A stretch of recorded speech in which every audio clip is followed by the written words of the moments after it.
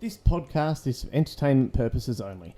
At the end of the day, I'm just a bloke with a chest freezer in his backyard, and before undertaking anything such as an ice bath, you should consult your health professionals and do your own research. Now, time for the show.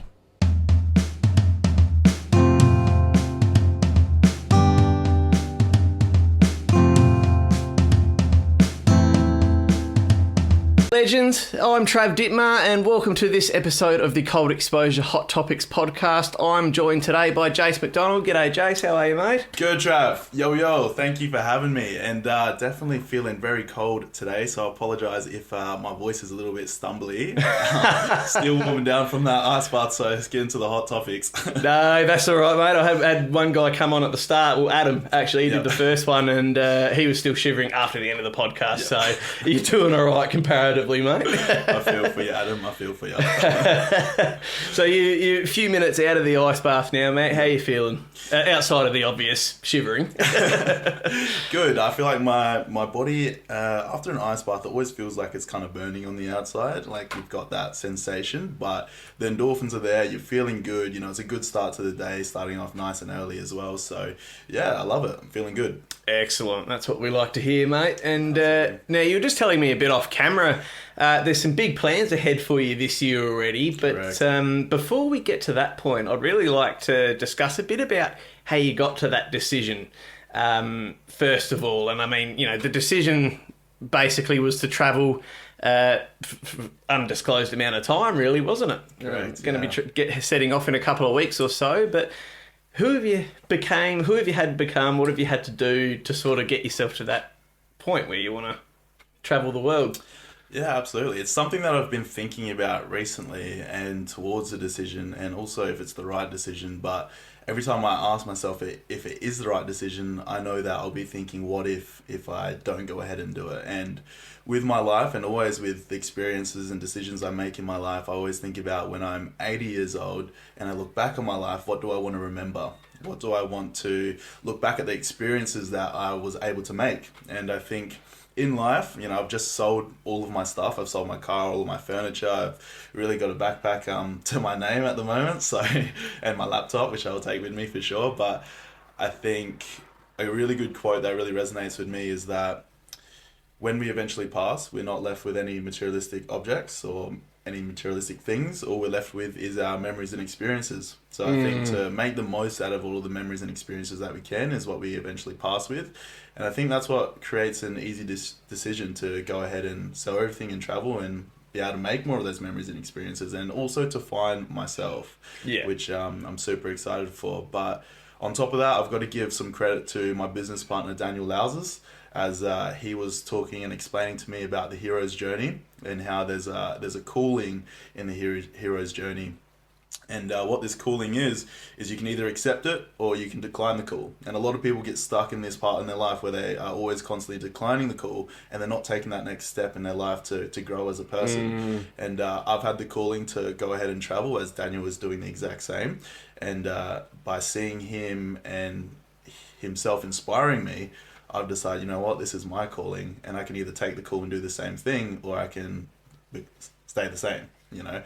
And so, I took the call, and now it's happening in the next 2 weeks. So that's really exciting. So yeah. That's incredible, man. Like, just to drop everything, sell everything, and just go. But it's a very evolved take you've got on that sort of thing. You know, a lot of us take a little while to get to that point of focusing on legacy and what we want our lives to mean and stuff like that. So have you always had that perspective, or has that taken a bit of growth in itself?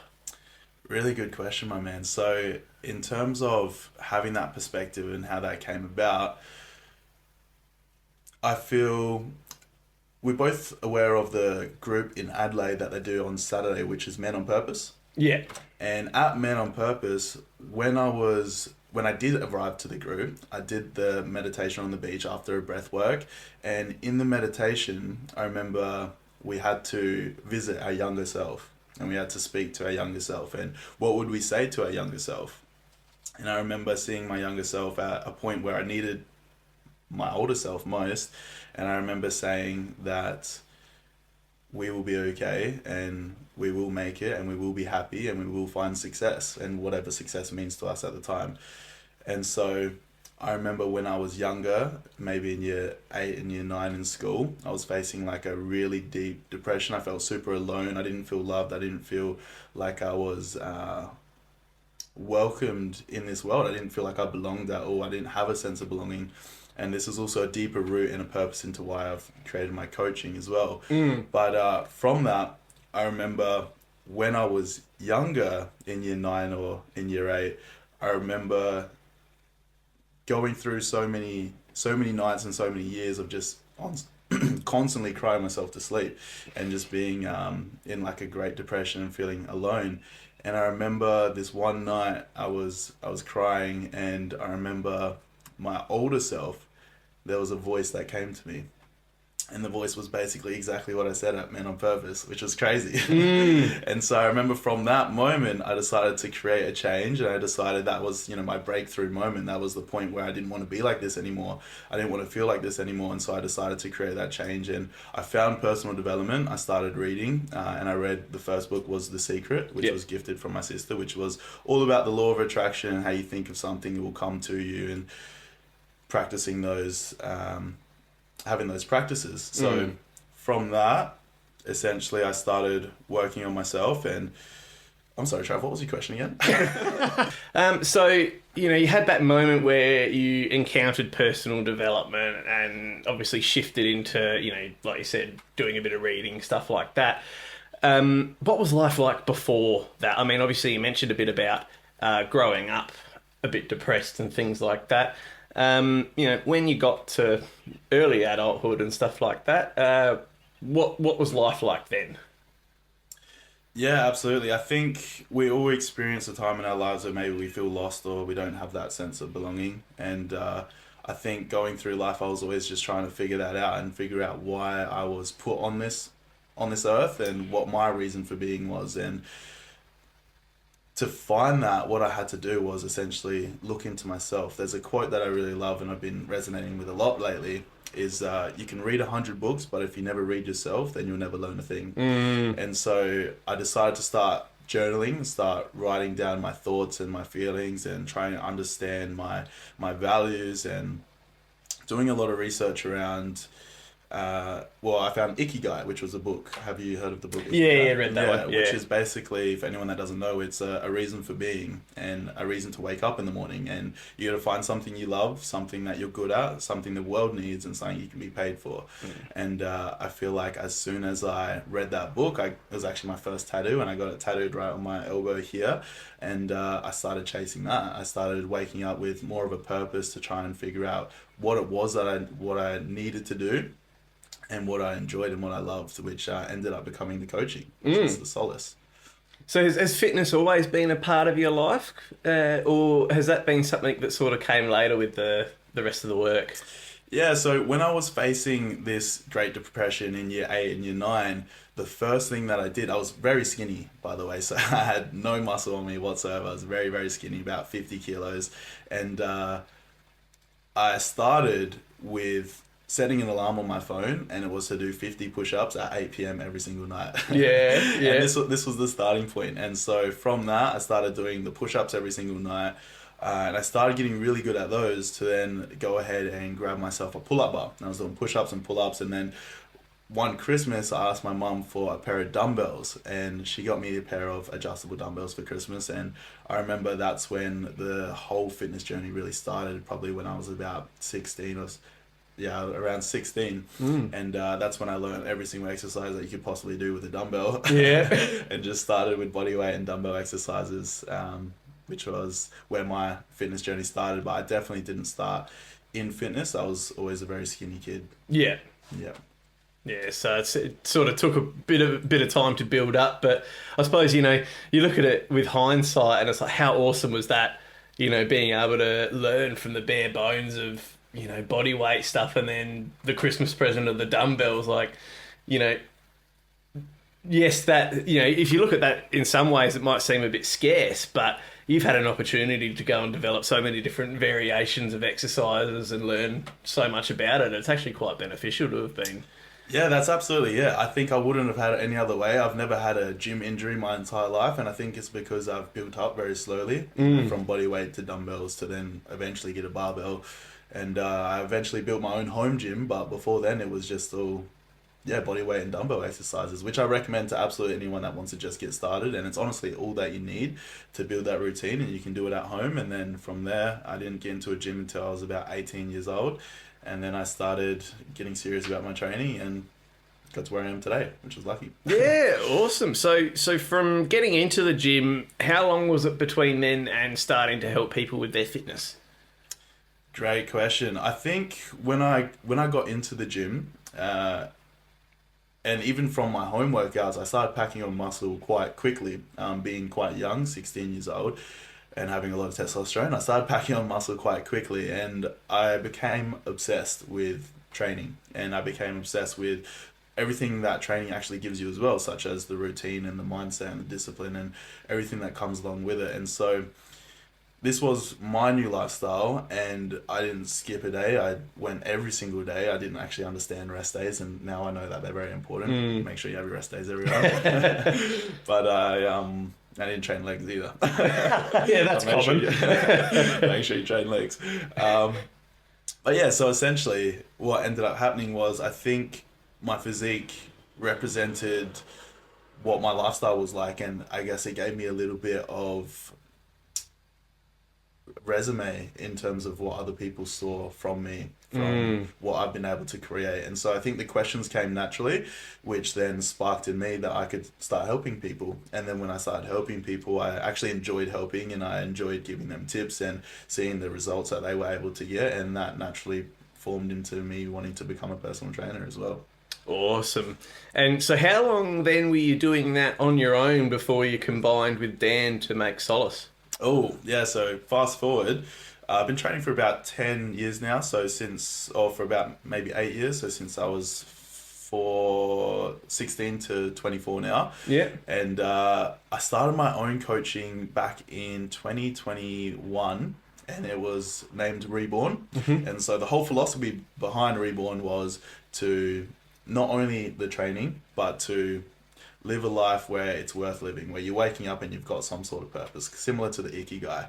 And so there was a book that I read, The 5 a.m. Club, from Robin Sharma, and basically talks about how people are born, they live until their mid-20s, they die and they're not buried, or they pass and they're not buried until their late 80s. Yeah, I've got the book on my shelf actually. That rang a bell then, yeah. So good. And it's because they're just existing, but they're not truly living. And so the whole purpose behind Reborn was to bring people back to life, to give them routine, to give them purpose, to actually start living again. And I was doing this for about a year and a half. And within Reborn, what I would do is everyone would come down to... Well, actually, the way this started was every week we would do weekly habits with the community, with the crew that I had. And one time we had a weekly habit, which was to do a beach swim on a Sunday. And then everyone came down together and we did a beach swim on a Sunday. Then we went to the cafe afterwards and we hung out and we said, you know what, this was actually really nice. Like, let's do it again next week. So then we continued to do these beach swims every Sunday. And then we would do some challenges on the beach, maybe a push-up challenge. And it was almost like turning into a little bit of a boot camp. But we also practiced gratitude, and we changed the questions up week to week. And I made question cards for the group as well, which was really good. Yeah. And so we could all get to connect and get to know each other a little bit more. And then from that, one of the challenges was to do an ice bath. And so we bought an ice bath down at the beach and we did that. And through doing these Sunday sessions and being down the beach, we started to notice there was a group on the left side, which was 8Fit, which was Dan's group. And he was doing very similar things. Didn't have an ice bath, but he was doing a similar style of connection, breath work, had his community, and I had my community. And weeks kept passing. And one time within our group, we had an overflow of ice. We had so much ice left over. And so there was Dan on the left, and I went and approached and introduced myself. And Dan and Mitchell were over there as well, and they came over to the ice bath and they did an ice bath, and we were asking them some questions, and we really just got to know each other from there. And then from Sundays onwards, we would wave to each other, would say hello, and we ended up having a conversation and asking, what if one day we collaborated and we had AFIT and Reborn, and we had both of our groups come together and we had one big group. So that's how we decided to start the collaboration, at least on a Sunday. And after the Sunday session, we thought it was so good that we were like, why not do it again? And why not do it again? And so we continued to collaborate. Daniel and I ended up catching up outside of the Sunday sessions as well. When I would do some coaching, he would do some coaching, and I would share my procedures, he would share his procedures, just so we could both build each other up and level up together, and we could both grow, build a beautiful city. And so from that, what I ended up realizing, what Daniel ended up realizing, was that both of our programs were very similar. When we were trying to create the same thing, we were doing the same meal cards, we were doing the same platforms, and everything that we were doing, we were just doing as good value, but separately. And so we then decided, what if we just collaborated and made one big community? And so essentially that's how the community started. That's how we collaborated, Reborn and 8Fit. And we came with Solace, which is Latin for sun. And so we absolutely love the sun. We're down in the sun every Sunday at Henley Beach. And this is how it all started. And since then, it's become really successful. We've built a beautiful community, and it's forever growing to this day, which is good. Yeah, absolutely, man. It's so powerful to hear that. And, you know, I've known a bit of Dan's journey, just having known him through other personal development groups and stuff in the past, and to see you guys come together and create this for what it is, it's absolutely incredible. And I don't know if you remember, but how Dan's pricing was with 8Fit previously, where you were paying like $10 a week and getting all of this value. Like, it was great for the customer, but you know, it's like, value your work, man. Like, you know, so it's really good to see that, you know, not only has he done that for himself by connecting with you, but together you've been able to build something that really resonates with the community. So no, credit to you both. Absolutely. Appreciate it. Thank you, my man. No, of course, man. And so that actually leads into a bit of the next question, and where we sort of wanted to go with the podcast a bit, because having this online coaching business is now enabling you to live the life that you want to more authentically, and to do things like going and traveling and stuff. So what's that journey been like in terms of, I guess, finding that authentic self? You know, we all go through life. We have many iterations. You know, I'm not the same person I was when I was a teenager. I was an emo back then. I think I was also a Christian as well. You know, I had all my phases. So but, you know, we have all these iterations of self. And tell me a bit about your journey through that and what's led you to this point. Yeah, awesome. So growing up, I feel like I didn't have a lot of friends. I didn't have a lot of friendship circles. I had maybe one friend or two friends, and a lot of the times the friends that I would have wouldn't be the popular kids, but they would be the less popular kids, or the kids that maybe got bullied. And the reason being was because they were authentic, and I knew that they were being themselves. And so that's where I gravitated towards, and I would create friendships that way. And in terms of becoming your most authentic self, I had a conversation at dinner with a few mates not long ago, and we were talking about how you are the 5 people that you spend the most time with. And I know you love that quote. I've heard it on your podcast before. There's a few that get repeated here, but good value. Right, listen to it again. In saying that, if you are the 5 people that you spend the most time with, then who are you when you spend the most time with yourself? And I think within that, it really asks the question, who are you? Who are you when you spend the most time with yourself, if you are the 5 people that you spend the most time with? Because I know for myself that within the friendship circles I've had, and throughout growing in life and changing friendship circles and meeting new people and then adapting to them and adapting to other new people and continuously growing, what happens is you can see how that person rubs off on you, whether it's a speech that they say, whether it's you know, some sort of clothing or style or whatever it might be. You can see how the people you surround yourself with rub off on you, even routine and, you know, nutrition. So it's massive. If you want to get jacked, become best friends with a PT. Yeah. But within that, I think what happens when you let go of all of that and you are now just surrounded by yourself, you start then understanding yourself a little bit more. You start reading your thoughts a little bit more, start thinking about what it is that you truly want to do with your time and how you want to leave an impact as well. And so I think in terms of finding your most authentic self is to spend more time by yourself.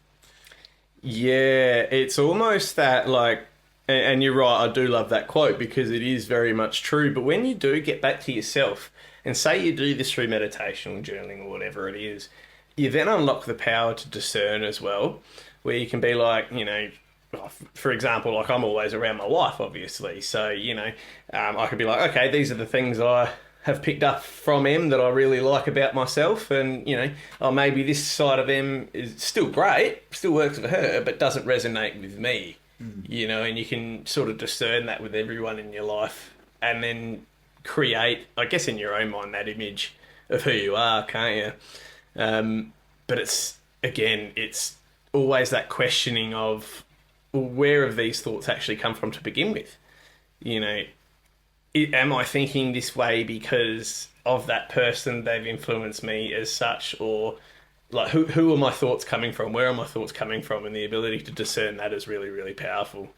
Absolutely, yeah. And I say up to the years from when you were born until 7 years old, you take a lot of your personality is built from your parents and your upbringing. And based on that, Daniel actually said this the other day, and he plays a massive impact on my life, as you can tell. But he said that the voice that you hear in your head is actually your parents' voice. And it's them speaking to you in terms of maybe if you have self-doubt, it's your parents giving you that. Or if you have belief in yourself, it's sometimes your parents believing in you. Whatever it might be, positive or negative, or the thoughts that you have in your head, most of the time are your parents' voice. That's insane, isn't it? It's a crazy realization to have. Isn't it? And it makes so much sense too. And, especially, I suppose, I always think of the pressure I was put on, with sport and things like that, which Dad and I have had a good laugh about ever since. But it very much is that in the back of your mind, oh, am I doing this right based on my parents, or am I going to get in trouble? Yeah. Sort of thing, isn't it? It's crazy to think that even as an adult, but we do. yeah, absolutely. But yeah, and again, it's the ability with that to discern the thoughts too, and to go, even though they're presenting themselves to me, that doesn't necessarily mean they're true. Correct, and that's self-awareness. So it's becoming aware that your thoughts are not you, but you are the observer of your thoughts. Yeah. So you can listen to your thoughts, but it doesn't mean that that is who you are. If you observe it, then that's self-awareness. Yeah, exactly right. And, I've actually had an interesting battle with this in the last couple of weeks where I've been, my wrist has been getting a lot better. And so today I had my first session back at the gym. Nice. It was awesome. Good job. But, getting myself mentally there. Not that I have any problems with the gym. I did have some fitness issues, like trauma-based, a while ago that I've worked through. But mentally, in my own mind, it was also like, okay, I can't lift very much anymore because of my wrist, and I'm going to have to take it slow. People are going to laugh at me, all of that kind of shit. No one cares. You discern that thought, and then you take the action almost, and it contradicts it anyway. Absolutely. I used to work in a gym for about 4 years, and the number one thing that you can see within people is they're worried about what other people think of them. But one thing I love about working there, and the reason why I worked there for so long, is that every single person that walks through is there to work on themselves and to better themselves. And if I can give any word or encouragement to boost that person or to make their workout feel more confident and make them feel better about themselves, then I'll give that to them. But I think at the end of the day, everyone's more worried about themselves than worried about you. So I think, and coming to the gym, no one should be judging in there from my perspective, because everyone's there to better themselves. And that's it. And, even the people that might be, more experienced in the gym or things like that, they're still worried about themselves as well. They're not looking to judge or critique anyone. They're going, all right, I'm trying to get my PB, or I'm trying to do this. It's funny. We worry about so much of what other people think in our own minds that, we don't realise that everyone's doing the same thing. Yeah. No one's worrying about what you're doing. It's all, shit, what am I doing today? Yeah, absolutely. Yeah, spot on. Absolutely. So now, a couple of weeks from now, as we've mentioned already, you're going to start doing a bit more travel. Yep. So tell us a bit about that. So you're starting off in Bali and then migrating around from there, aren't you? It's a funny one because it's hard to tell you a little bit about that I don't know about myself. Yeah. if I'm being completely honest. So with the travels, the intention is to absolutely dive deeper into finding myself. So spending more time by myself, and one part of my routine is to journal every single day, whether that's in the morning or in the evening. And I've really just got the first destination planned out, which is Bali as my first traveling point. From there, it's Thailand, Philippines, Japan, and Vietnam. So going through the Asian countries. But in terms of the travel, I think the one thing that I'm hoping to experience out of this is to find more of myself to find more of. They say your vibe attracts your tribe, and so I think I'm trying to figure out what kind of vibe or who am I essentially, like I said earlier. So just trying to dive into that, and right now is the perfect time. You know, I'm 24. Don't have a partner at the moment, and I'm pretty free with my online coaching as well. So I think, yeah, it's a good time to do it. I'll really focus on business as well and solace. So Daniel and I, if anything, are going to be spending more time on the business than what we were before. So also excited for that. And just to meet new people and have experiences as well. I think one thing I actually do want to do as well on the travels is, I was watching a YouTube video the other day, and this guy he had a hand spear, and he was living off whatever he caught with his hand spear. Yeah. And I messaged Daniel straight after, and I said, bro, I've got the perfect YouTube video content idea. And I said, for 3 days, we're going to go survive out on an island and just hunt whatever food we can have. And cook that, essentially. And he was like, man, right up my alley. I'm so down. So nice. we're going to do that. A part of the travels as well, which I didn't mention, is YouTube. So definitely going to start vlogging and putting the travel on film, which will be really good for me to reflect back on as well. I currently have a YouTube video or a YouTube account from when I was about 20 years old, and when I look back at those videos, I wish I created more videos, and I wish I created more content, because now looking back at it, it's so good to see how much growth that I've made. Yeah. And you know, the person that I was then versus now, and being able to do the comparison and see, you know, what I did well, which is really good. So yeah, excited to do that more now. And I think at the time I was, you know, facing maybe self-doubt or embarrassment from posting the videos, but I look back at it now and I'm really proud of myself for doing it. And yeah, I could just wish I did more. Yeah, and it's funny, like when you watch yourself back, you get that element too of, oh, you know, that cringy sort of thing. But like, you know, when you take that step back and go, well, that was really genuine for me at the time, you know, and that was something raw that I was still experiencing. So yeah, I definitely think producing the content and just having it there more for yourself than anything else. Like, I mean, yes, it's going to be great for us all to tune in and watch, but you can go back and, oh, I didn't remember that day, or, you know, yeah, exactly, things like that. Absolutely. Got a question for you, actually, Trav. Go for it. So the other day I was asking a question around the table, and it might be different for you to answer, but I'd be interested to see your answer. It's if you were to sell everything you own and travel the world, what do you think your experience or lesson would be out of that?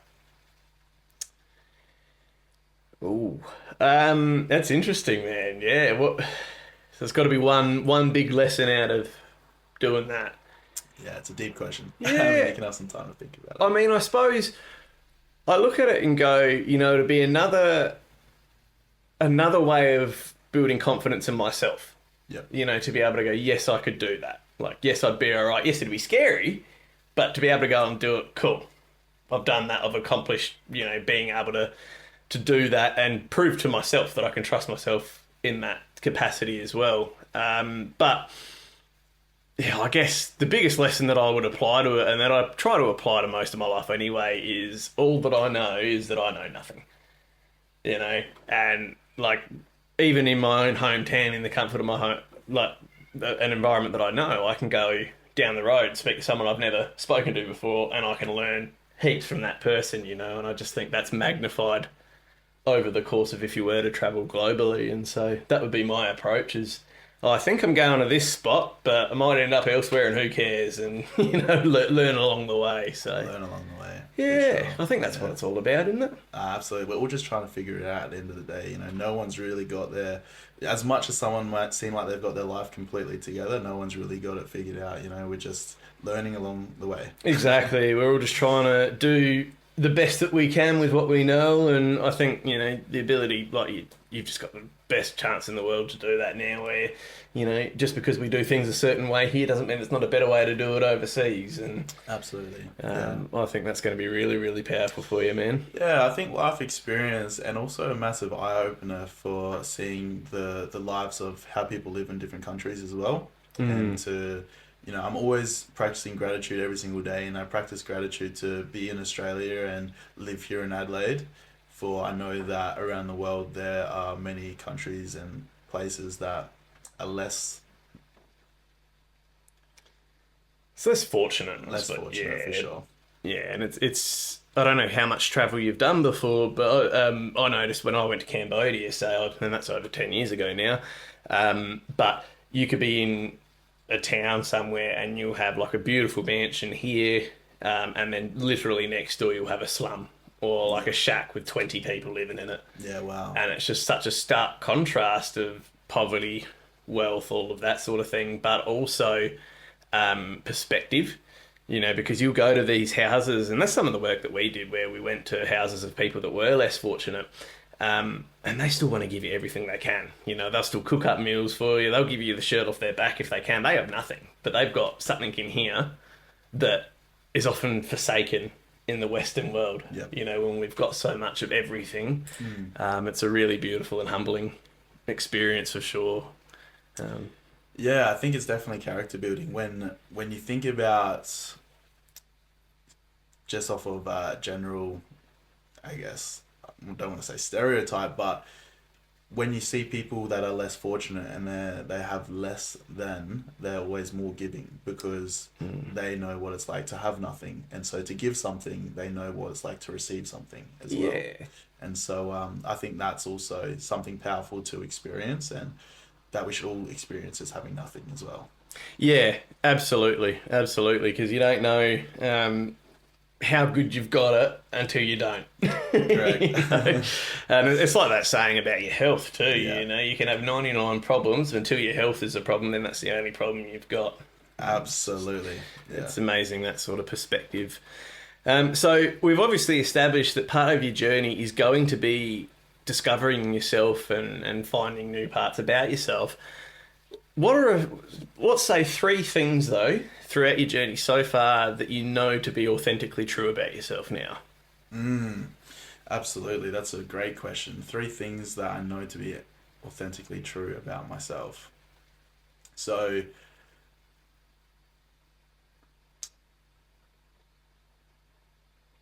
one thing that is deeply rooted within my culture and very common within Filipino culture and with Filipinos is people pleasing. So in terms of understanding myself and learning about myself, I've had to learn about people pleasing and how that reflects in my life today and how it has reflected in my life in the past.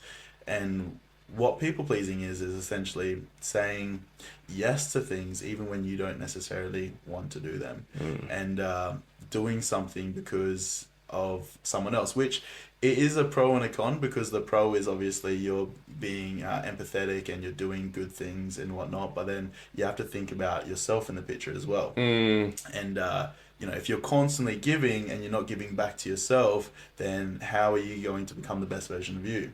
So my sister at a young age, she told me a quote, and she said, you being the best version of you is the best thing that you can do for anyone. And obviously that's through inspiration and through being that person that can be, if you're the best version of yourself and you're surrounded with 5 other people and you're practicing this every single day, then the likelihood of them wanting to be the best version of themselves is going to be quite high because they're hanging out with you, right? Like you are the 5 people you spend the most time with.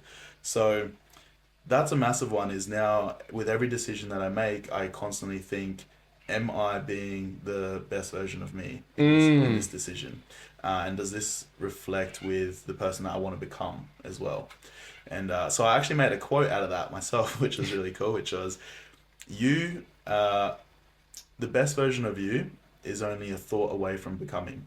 And so before I would go ahead and do maybe like a photo shoot or a podcast like this today, or put myself in an uncomfortable environment, I would always think, what would Jason do in his best version? What would the best version of myself do? So yeah, what's my higher self doing here? Yeah. And if you just like sit on that for a little bit, maybe meditate on it, breathe on it, and just really picture, use your imagination to think about what you would do in that situation. That's a thought, and then you become that. Yeah. And so I think one contribution to being authentic within myself is constantly thinking of the best version of me and stepping into that on a daily basis. Yeah, and sort of stepping back from the people pleasing and framing it in a way that is benefiting you. It's like it's not to take away from other people when they're asking stuff of you, but it's okay, is this serving my best self? And that's a really good way to frame it, because it's not the scarcity mindset, it's creating more abundance. For sure. Yeah, absolutely. And when it comes to people pleasing, like, it's not like you have to be an arsehole and just not do anything for anyone. Yeah, exactly. But think about how it's benefiting you as well. Because I think in this world, like, not that everyone should be selfish, but I think we need to practice some internal work to realize why we're doing the things we're doing. Yeah, I think there's a difference between being a nice guy, so they say, and a good person. Correct. And I think, like, obviously we still want to be able to go out and help people and do stuff for people, but it's the old adage, you can't fill anyone else's cup up if your cup's not filled yourself, and it's about prioritising those things. Yeah, absolutely. So that would be the first one, for sure, into authentic living. Mm-hmm. A second... Oh, what was the question again? Sorry.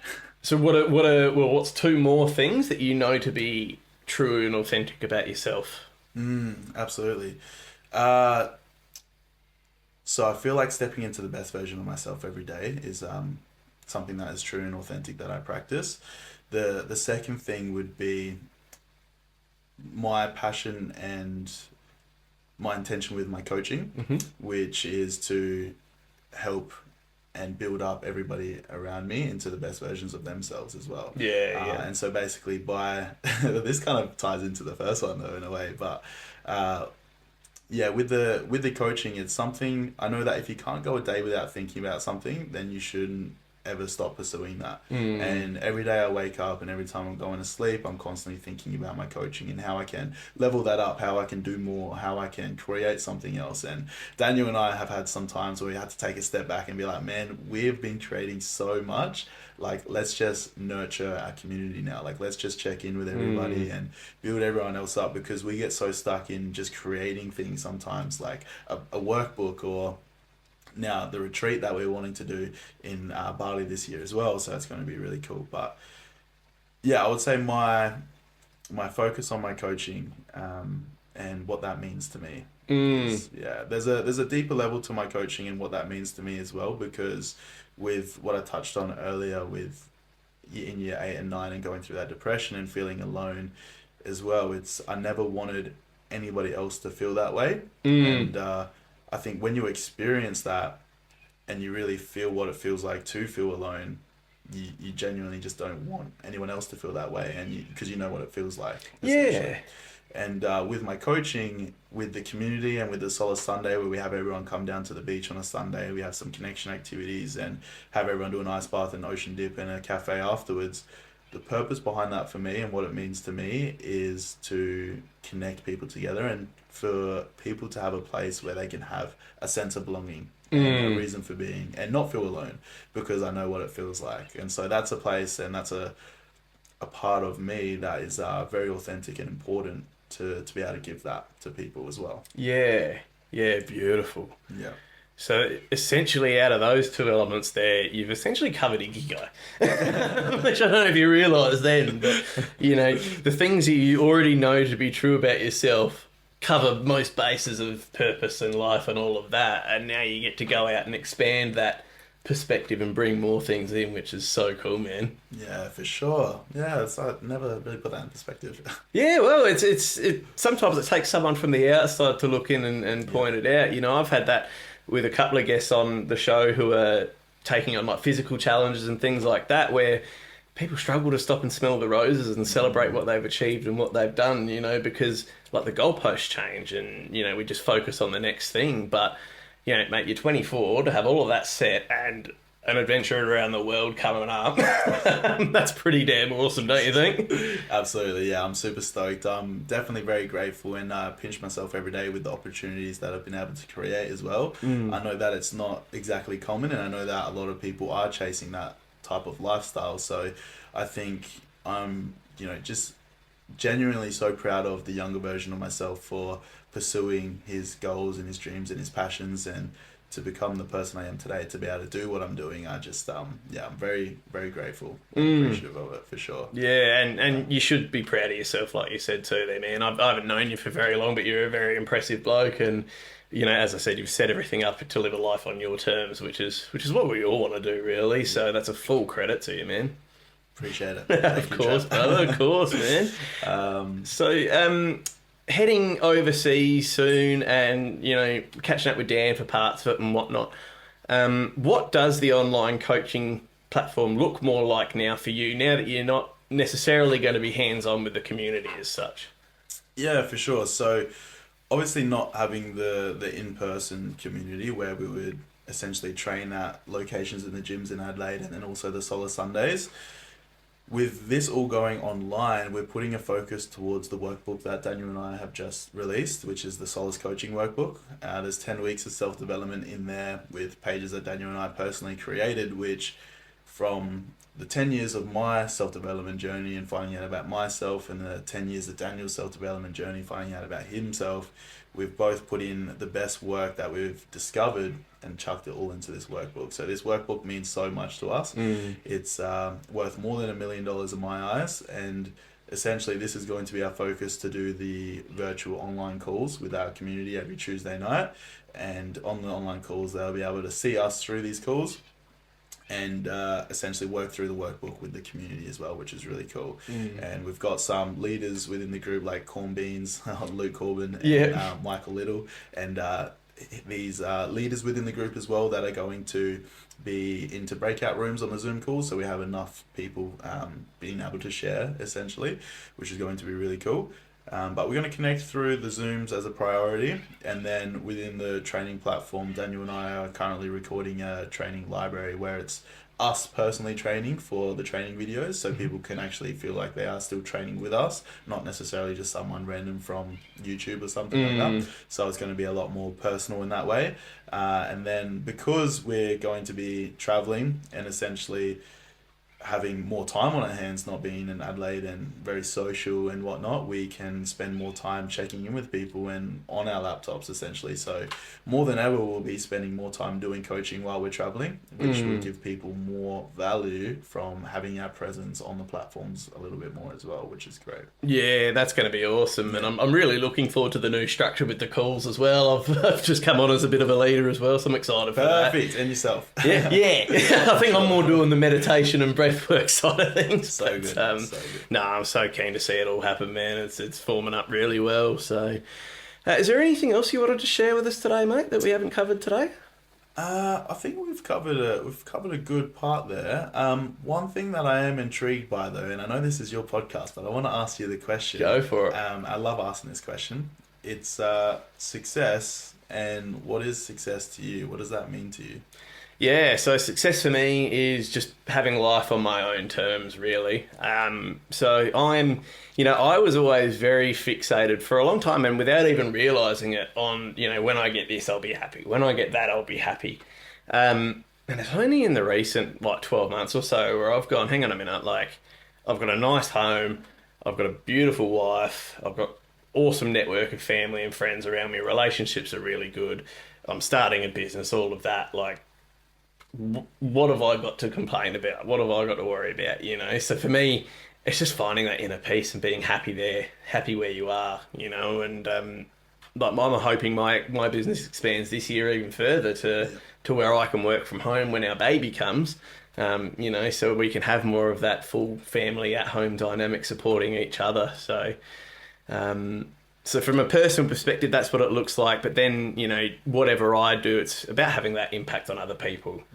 I just want people to remember how I made them feel more than anything, not what I had or, that kind of thing.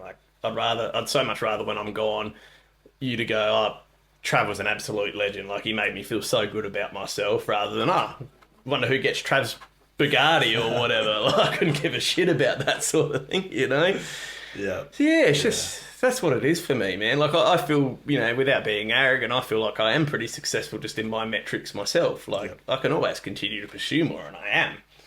But that's what it is for me. It's the journey and finding peace with the journey, not the destination. The journey of Trav. That's the journey of Trav, mate. I love that, my man. I think you said that definitely spot on, and I totally agree with you as well. So it's a great answer. Thanks, man. I was going to ask you the same question. yeah, for sure.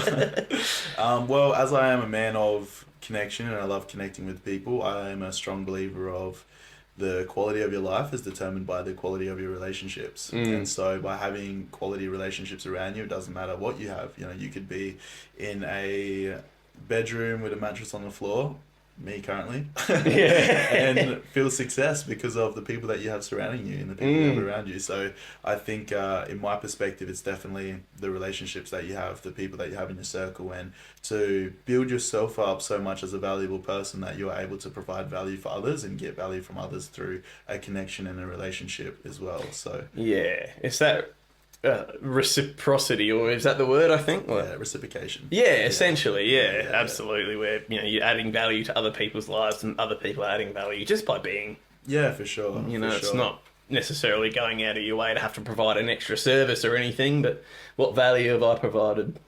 Absolutely. And it's crazy that I say that, the quality of your relationships, even though I'm leaving to go completely solo. Surrounded by no one. But I think with that experience, I'll be able to come back as a more wiser, more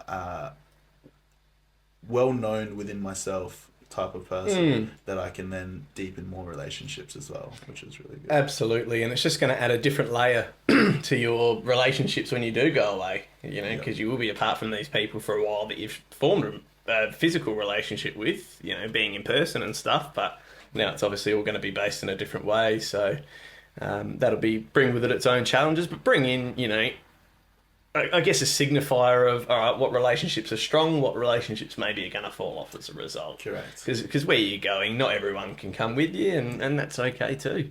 Yeah, absolutely, totally agree. And before we finish off as well, this is also one of maybe a handful of times that we've actually met each other as well. And great timing on the podcast. So what I would like to do is ask you a question, and this is a question I like to ask people when I really want to get to know them for who they are and what they want to do with their life as well. And so I'll ask you the question, and if you're listening to this as well, I would suggest that if you're wanting to get to know someone, feel free to ask them this same question and you'll learn a lot about them as well. So the question is, if you were to finish traveling the entire world, if you had traveled the entire world already, you bought your dream house, your dream car, and all you had left was time, what would you do with your time? Yeah. Well, it's interesting, isn't it? So my dream house has a massive veggie garden and all of that kind of thing. So I'm just out in nature. Yeah, wherever I can be, man, whether I'm cultivating my garden, whether I'm down at the beach. I'm helping people in whichever way I can. So I haven't shared too much about my own personal journey, but I've actually been through a bit of post-traumatic stress disorder and different things like that as well. So I'd be helping people process emotions and different things in that way. That's essentially what it would be, man. Man, that's amazing. And what are you doing currently today to create that lifestyle for yourself? Yeah, so getting my celebrancy course out of the way, which will hopefully be done pretty soon. Nice. Hopefully by the time this podcast comes out, middle of next month. And so that's going to give me the freedom to work from home. Yep. And that's going to give me one source of income. Amazing. And then, whatever happens with the podcast and maybe beyond from that, that'll create that lifestyle for me down the track. So yeah, perfect. That's, I was speaking to my therapist about this not too long ago, just a shift in like where I've been, where it's like, oh, I'm going to do this, I'm going to do that, I'm going to do that. And it's now I'm taking tangible action to make this happen. So yeah, it's all about taking action, taking the first step. It is, man. It is. From there. Yeah, for sure. And the reason why I love this question so much is because a lot of the time in life, what we are subconsciously or consciously chasing is to travel, to get our dream house and to get our dream car. And when we take those out of the picture, it's like, what are we left with? And that's what life is really about. Exactly. And whatever our answer is to that is essentially what we should be focusing on, and it's what we should be chasing as well. Yeah, 100%. And is that sort of where you're aligned to at the moment, do you think? In terms of what I would do? Yeah. Yeah, well, I guess I am traveling at the moment, which is kind of out of the picture of what I would be able to do with the question. Exactly, yeah. It's funny, though, because I got asked this question. I heard this question on a podcast about 2 or 3 years ago now. And as soon as I heard that question, I paused the podcast and I had a really deep think about what I would do with my time. And the answer for me came to creating a community, which at the time I didn't have a community, and now I do, which is crazy. So it was creating a community where like-minded people can come together and they can meet each other in a positive environment to then be able to bring each other up, support each other, and become the best versions of themselves in this environment.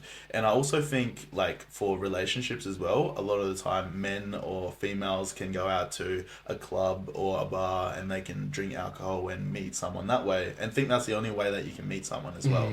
So another intention behind it was to create an environment where people can meet other people and create relationships in a positive environment, because what happens when you're in a routine of going to the bar every weekend is you meet a person that you vibe with, but then you're still going to that bar because it's the same routine. So you're meeting someone in an environment that isn't necessarily supporting your best self.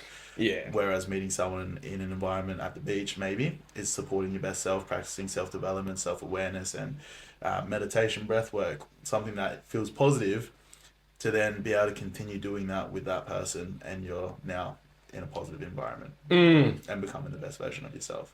Yeah, So I love that, man. that was a big part of what I would do, is just create that community and also create it wherever I go. And my legacy, because another quote that I love is, your purpose should be something that people can benefit from long after you're gone. So while I leave, I want to leave something behind, and whether that's the way that I made people feel or the way that people remember me, or a workbook or a book, I think with what I want to leave behind is definitely something towards YouTube and like content. And so that's why I want to create this YouTube channel while I travel, create the content so that people can be inspired by it for when I am eventually passed, and people can still watch it. So yeah, really cool. Yeah, that's awesome, man. So before we do finish up, I do ask my guests this question all the time, and we have already mentioned a couple today, but if you can leave us with one quote that really hits the spot at the moment, what would that be?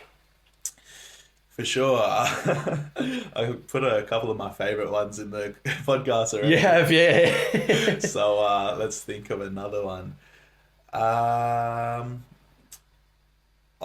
love this quote by a good friend of mine, Luke Corbin. Sorry, Luke? Yeah, Luke. Do you mean corn beans? Corn beans. Who's this Luke? So funny. We recently gave him the nickname from a rapper, Childish Cornbino. Yeah, so, nice. Which is really cool. But shout out to you, Luke. Yeah, what a legend. Daniel and I actually put this quote in the workbook that we created as well. It's the last quote in the workbook, and we quoted it with a dash, corn beans. So the quote is, you can't control your first thought, but you can control your second. Yeah. And what I really like about this quote is that oftentimes we might have a negative thought come up, we might think something negative, but then becoming aware of that thought that we have that is negative, we can then change into a positive one. And that happens, multiple times throughout our day. And what we might think, we might subconsciously judge someone, and then that's our first thought, is we're judging this person. Then our second thought is to come back in and say, why am I judging this person? Like, is there something that they have that I don't, or what is it about this person? So then you change it into a positive one. And I think from understanding that, I've been so aware of my first thought and my second thought throughout my life, that has just made me a better person. And I thank Corn Beans for that one. I really like that. Yeah, I haven't heard that, but it makes so much sense. And, even like the example you gave there about judging people, if that's your first thought, making that second thought, why? What is this actually showing me? Because when we're judging someone else, it's a mirror of something about us that we don't like, and it can be that challenge to find that. And I know for me, personally, I hate it when people try to control me. I've had, I was in the army for one, so obviously you're controlled there, you don't even have a name. But then through other stuff in my life as well, with my trauma and things like that, I was in a very controlling situation. And so now if I see people being controlling, my initial thought is very much go, arc up and be like, what's going on? But then if you actually take that step back, go, okay, no, that's just showing that that's upsetting me because of that experience that I've had. What they're doing is actually not a problem, or that sort of thing. It can be really powerful. So yeah, it's crazy to be aware of your first thought, for sure. Yeah. And even judging yourself as well. We can be our worst critic sometimes. So I think it's about understanding that you can have a second chance. you can change that thought as well. Yeah, absolutely. And, you know, I know with me, my self-talk can be quite bad at times. And I think, you know, like you say, without even realising it, you know, like, for example, I might walk past the bench and bump it because I'm blind as a bat. And be like, oh, for God's sake, Travis, you know. But then it's like, hang on, that was just an accident. Don't be so hard on yourself. Like, so true. Yeah, simple stuff like that, isn't it? It's not a bad day, it's just a bad moment. Yeah, exactly. Still got plenty more to come. So good, my man. Awesome, brother. Well, thank you so much for coming on the potty, man. And I'm really, really keen to see the YouTube channel come out and share all your journey with you. Absolutely, man. I appreciate it heaps and absolutely love what you're doing as well. And you're really good at asking the questions. You're really well spoken, and I believe that you're very successful within your mindset, my man. So I really appreciate that, brother. Cheers. And where can people find you on social media? For sure. So Instagram handle is Jason McDonald, or you can follow the Solace Community, which is the coaching platform, on Instagram at Solace Community. And that's pretty much it.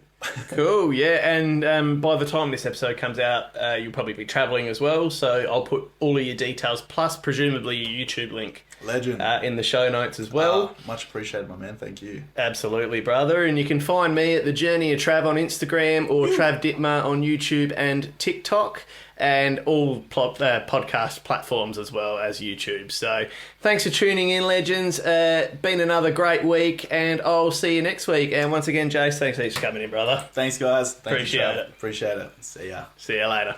G'day, legends. Thank you so much for tuning into the show. Just a reminder for where to follow me on social media. I'm The Journey of Trav on Instagram, Trav Dittmar on YouTube, trav.dittmar on TikTok.